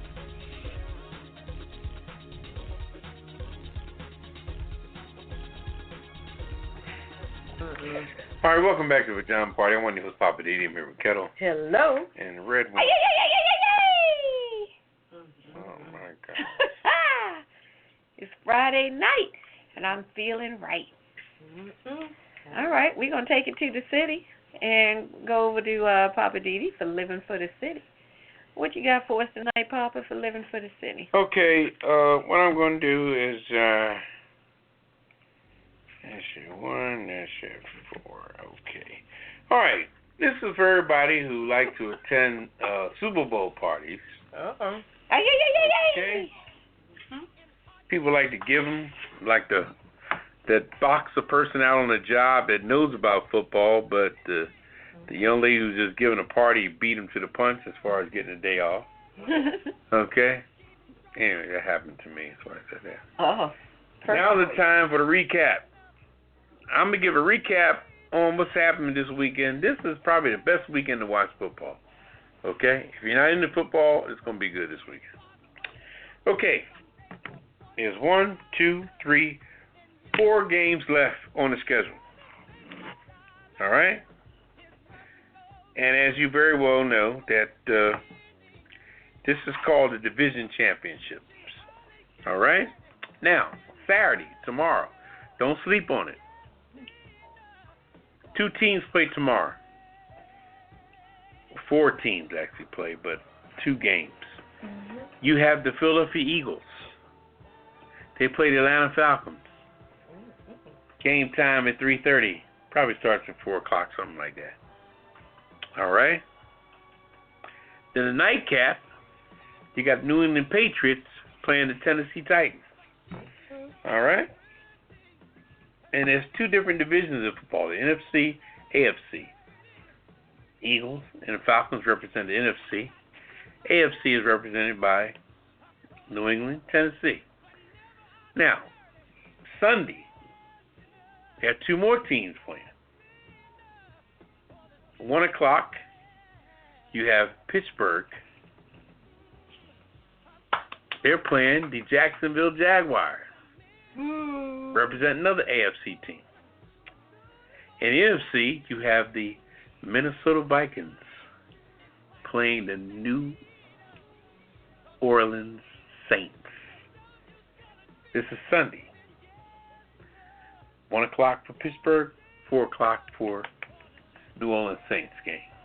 Like I said, on Sunday, Pittsburgh's playing the Jacksonville Jaguars. At 4 o'clock, Minnesota Vikings are hosting the New Orleans Saints. Now, that recap is for everybody that don't know about football. I was going to have a Super Bowl party. If you don't know about football, want to have a Super Bowl party, this is the weekend to look and see what's happening. Because this weekend is going to be almost the the pre-Super Bowl. The pre of what's happening over the next couple of weeks. All right? So just want to give a recap on what's happening with football. This is a very good week to watch football. Oh, my goodness. Eagles going against the Falcons. New England Patriots taking on the underdog Cinderella team, Tennessee Titans. And on Sunday, like I said, Pittsburgh Steelers are playing the Jacksonville Jaguars. And the Minnesota Vikings are playing the New Orleans Saints. And out of these games, we'll bring 4 teams next week, which will break down 2 teams to play for the Super Bowl after that. So anyway, I want to break that down. Very important information. So who are you rooting for? Me, I'm an Eagles fan, but I think Falcons going to kick them in the ass. The New England Patriots are going to play with they're going to play with the Tennessee Titans like they're toddlers. So my prediction in the game, it'll be New England Patriots 41, Titans 13. The Philadelphia Eagles game will probably be 23-30 in favor of the Falcons. Pittsburgh and the Jaguars. Blowout. I actually think that the Jaguars might upset the Steelers. You need to wake up. I think that game might be 10. That's funny. Okay. 10-20. I think the Jaguars will win that game. I was with you. And in the game between the Minnesota Vikings and the New Orleans Saints, I actually think with the rhythm that the Saints have these days, I think the Saints are going to upset the Minnesota Vikings. All right. So going into the finals, I think that you're going to have, and I'm an avid Eagles fan, but I do believe that the Falcons are going to be playing the Saints. Traitor. Okay, and New England is going to be playing the Jaguars. Okay, you heard it here first. All right. And at the end of the day, I think that in the Super Bowl, I think the Falcons are going to return to the Super Bowl because they gotta tie the bond. So I do believe that the Super Bowl will probably be Atlanta and the Jaguars. Because the Jaguars are going to the Super Bowl. Mark my word. All right. If they stay disciplined. They some cocky little guys, They're just they're a bunch of beautiful black azaleas, but they're cocky. They call penalties and everything else. But watching them is almost like watching the Universal Big Top Circus. Okay, we'll see. All right, we're going to shift gears and head out to the West Coast and what's happening in Hollywood. A lot happening out there. Yeah, it is. Yeah, what you got for us? Stepping on toes. Seal. My main man. Messing with my girl Oprah. Yeah, whatever. Shut him down. Okay. Seal slams Oprah Winfrey. My man. My girl. Seal has, we might start fighting here in a few minutes, Papa. Seal has suggested Oprah Winfrey knew of Harvey Weinstein's alleged sexual misconduct. Seal says that when you have been part of the problem for decades, but suddenly they all think you are the solution. Ooh. No, he didn't. He wrote, I forgot, that's right. You've heard the rumors, but you had no idea. He was actually assaulting young stray-eyed actresses who, in turn, had no idea what they were getting into. He said, oh, my bad. I said, no, he didn't. Oprah previously addressed the sexual assault scandal on her Facebook page, describing Weinstein's behavior as hideous. She goes on to say, I've been processing the accounts of Harvey Weinstein's hideous behavior and haven't been able to find the words to articulate the magnitude of the situation. So, as we know, she gave a powerful speech at the Golden Globe Awards. She spoke about press freedom, racism, sexual abuse before receiving a standing ovation with her closing words about the future. So Weinstein and all of those folks, they ain't got nothing on Oprah, and Seal don't either. Oh, boy. Anyway, I can't wait to hear more on his ass. Oprah brings the Golden Globes to tears in an inspiring speech. I wasn't crying. Excuse me, this past Sunday, it's my girl here. I got my other girl. I'm going to talk about her, too. On Sunday, this past Sunday, Oprah became the first black woman to receive the Cecil B. DeMille Award at the Golden Globes, and her speech put the O in standing ovation. I know that's right. Winfrey began by sharing a formative childhood memory, watching Sidney Poitier become the first black actor to win an Oscar in the Best Actor category in '64. That was Lilies of the Field. In '82, Sidney received, this is what she's saying in her speech. See what I'm saying? That's all right. I got something for him. In '82, Sidney received the Cecil B. DeMille Award right here at the Golden Globes, and it is not lost to me that at this moment there are some little girls watching as I become the first black woman to be given this same award. Then Winfrey pivoted to talking about the Me Too and Time's Up movement, a major topic on an evening when attendees were almost universally wearing black in solidarity against discrimination and sexual harassment. She goes on to say, and I am especially proud and inspired by all the women who have felt strong enough and empowered enough to speak up and share their personal stories. She goes on to say, after acknowledging that women endure abuse in every field and walk of life, Winfrey told the story of a woman who fought abuse against impossible odds. I talked about her a couple of weeks ago, Reese Taylor. 1944, she was an African-American woman in Alabama. She was kidnapped while walking home from church and raped by 6 white men. Taylor's story is told in the 2017 documentary, The Rape of Reese Taylor. So if people don't know her name, you'll know her name now. So just to give you a little background on the organizations, Me Too, it was spread virally, 2 words, hashtag used on social media in October 27. It denounced sexual assault and harassment in the wake of sexual misconduct allegations against Weinstein. The social activist Tarana Burke, she started the organization some time ago. And the response, including high-profile posts from several celebrities, had their sexual violence stories, was Gwyneth Paltrow, even Terry Crews, Jennifer Lawrence, Viola Davis, I didn't know she was included, Lady Gaga, and Uma Thurman, just to name a few. So Tarana Burke, she's a civil rights activist. She created the Me Too movement in 2006 to raise awareness of the sexual abuse and assault in the society. She is currently senior director of Girls for Gender Equality now, so she's doing something a little different, but she started the organization. The Time's Up organization also was started by women in power in the Hollywood industry, and they raised over $15 million. Okay. Said, all right now. My girl. You gotta be quiet now, Papa. Mary J. Blige. Oh. Mary J. Blige was honored on the Star on Hollywood Walk of Fame.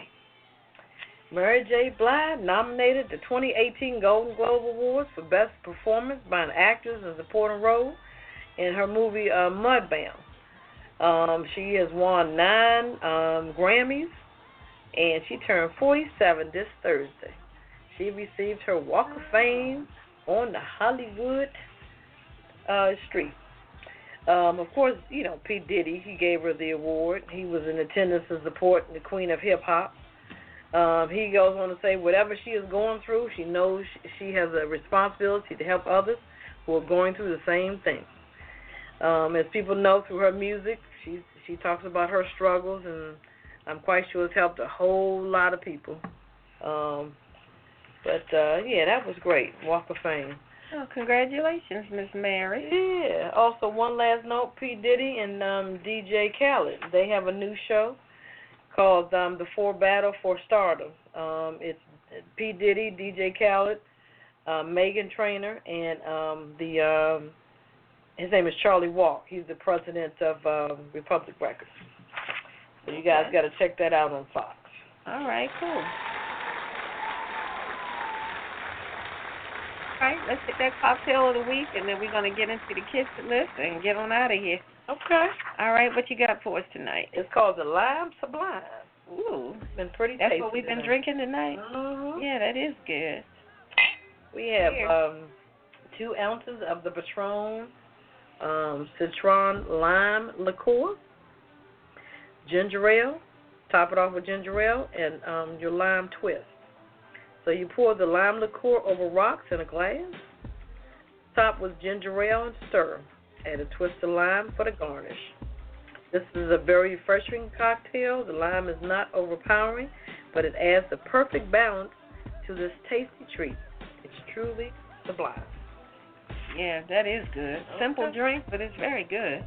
All right, Poppa DD, talk to us about the Kiss It list. What is the Kiss It list? Well, the Kiss It list is a list compiled of people that showed their butt over the last few days or prior to the last week of broadcasting, and we compile it and put it out there, and we have a song designed just for them. And all right. Well, I'd like to kick it off with the University of Maryland Medical Center, Midtown campus, for putting that sister out in the gown and socks in Baltimore in the cold. And also the CEO of the same hospital, Dr. Morham Safa. Also, I have Governor Eric Greitens for that crazy affair in Missouri. Trump, just for many things, but for me tonight for being a lying lunatic. Mm-hmm. I've got Sam's Club for the way they didn't handle that well and put a notice on the door instead of letting people know that they didn't have a job anymore. The white teacher that made that lynching comment to that student, black student, and the man in Florida who put those iguanas in the car, put him on the list. Also, if you didn't hear this story, H&M for putting that black boy in a shirt and on their ads that said coolest monkey in the jungle, and then they came back and apologized for it, saying, oh, we don't know how that happened. Yeah, right. The man who drove a tank into a store just to get a bottle of wine, and Jim Van Dellen, who's the principal in Wisconsin, where that teacher told the kids to do that assignment to write 3 good things about slavery. That's everybody on my list. Anybody got anything else? The people on the board, Louisiana board, that handcuffed that teacher, speaking her mind, they violated her First Amendment rights. Exactly. Yeah, that's how I feel. Anybody else, Papa? No, you guys are doing a great job.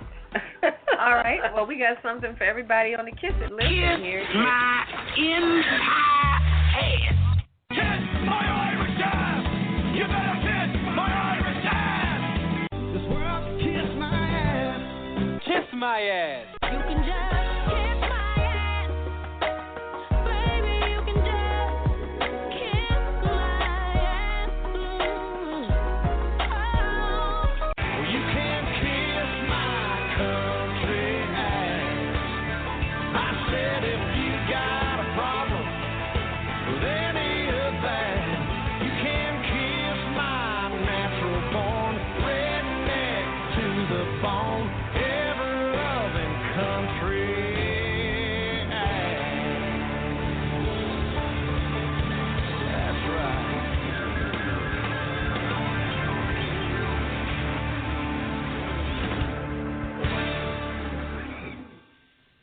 All right, we're going to do our last word report. My last word will be as we close out a week, which was very heartfelt for me. I'd like to wish my father to rest in peace. To lay still, Dad. You've done a long, beautiful life, and whatever regrets you may have had or things you didn't get a chance to done or thought you may have could have did better, it's time to just take it in and be honored for what you are. Rest. And my last word is to all you undercover racists, we see you, we know you, and you can't run and you can't hide anymore. That's all I'm saying. Over to you, Ketel.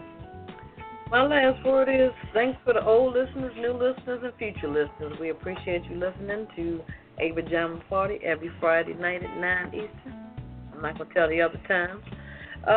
And also I want to give a special shout out to one of the smartest women I know, Mama Z. That's my mama. She's about to be honored city council in our favorite DMV area, and I thank you for her. All right, that's it. Well, check us out online at www.apajamaparty.com, and we will see you next Friday night. Tell a friend, spread the word, spread the wealth. We appreciate it. And tune in next Friday night, 9 o'clock. We're out. Say goodnight, Papa. Good night. Say goodnight, Ketel. Good night. Fun fly. Initiating shutdown sequence. Is it all over, Rock? I guess so. I bid you farewell, arrivederci, sayonara, and all that sort of jazz. Well, when you gotta go, you gotta go. Well, good night. Yabiko. Sana. I regret to announce this is the end. I'm going now. Good night, and good luck. Was it as good for you as it was for me? Now give me a kiss and say good night. Good night. Good night. Thank you. Goodbye now. Goodbye. Goodbye. Thank you. Goodbye. Thank you for attending our show, and good night. Pajama Party, growing that day, throwing a party. Pajama Party crew, keep it real for you. No clothes allowed. Pajama Party, growing that day, throwing a party. Pajama Party crew, keep it real for you. No clothes allowed. Pajama Party, growing that day, throwing a party. Pajama Party crew, keep it real for you. No